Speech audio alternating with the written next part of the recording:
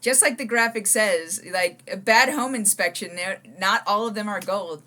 So we find in home inspections a lot that sometimes the GFCI outlet is not where it needs to be, or it just has a regular outfit. What does that mean? If you're not doing multiple transactions, the typical home buyer maybe owns 3 homes in their lifetime.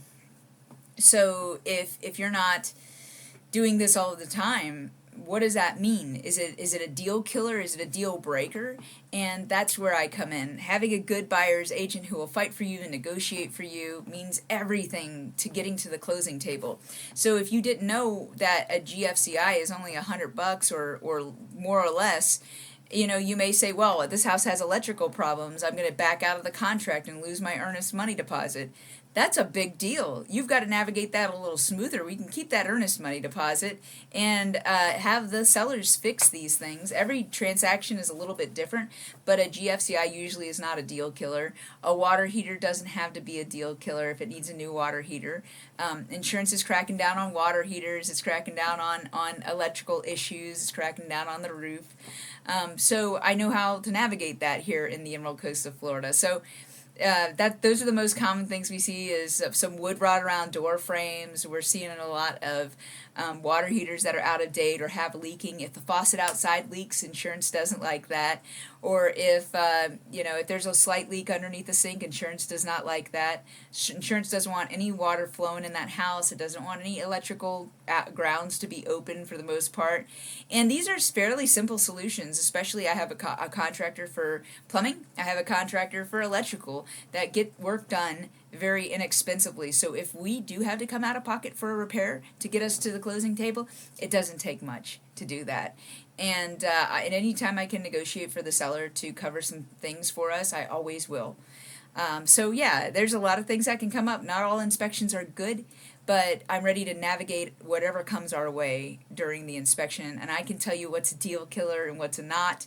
But ultimately, you, the buyer, you make the decisions. I just share some information and share some tips, and you make the decision of if this is a no-go for you or if this is still worth moving forward on.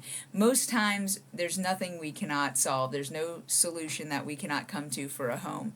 We've found mold in homes here and there, which is typical in Florida. There's sometimes mildew or mold in closets and things. Is it a deal killer? Well, let's look up the scientific name for black mold. And I was glad to see that was not on the mold report.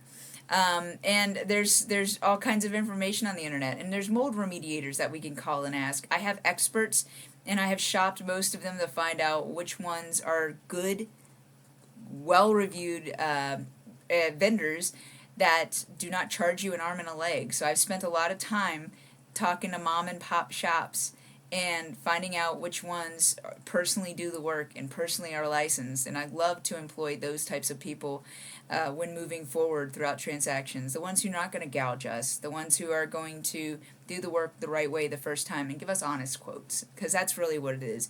I want them to be honest, I'm honest, and I want to give you an honest view of the house. That's why we choose great home inspectors. So if you are interested in buying a home, please contact me. At this point in January, things change every day in the real estate market, but at this point, my services come at no cost to a buyer. The seller pays the buyer's agent, and the buyer's agent shares a portion of their commission with me as I represent buyers. So my services come at no charge to you. A lot of agents charge for the transaction fees and other fees they charge to the buyer. I don't do that. You will not pay me a penny, and unless you decide to sell 10 years later. So anyway, just know that my services come at no cost. At this point, I am my work is very valuable and I'm paid, but you as the buyer, I do not charge you. Anyway, so there's great things about that. If you would like any links with more information, if you'd like to see my vendors list, scroll on down below in the description. I'll be happy to share that with you. But I hope you have a great day, and if you have any questions, always feel free to contact me. I am your friend in real estate here in the Emerald Coast of Florida. My name is Sonja Rankin with Realty One Group Emerald Coast, and I hope to hear from you when it's time to buy or sell. Okay, bye-bye.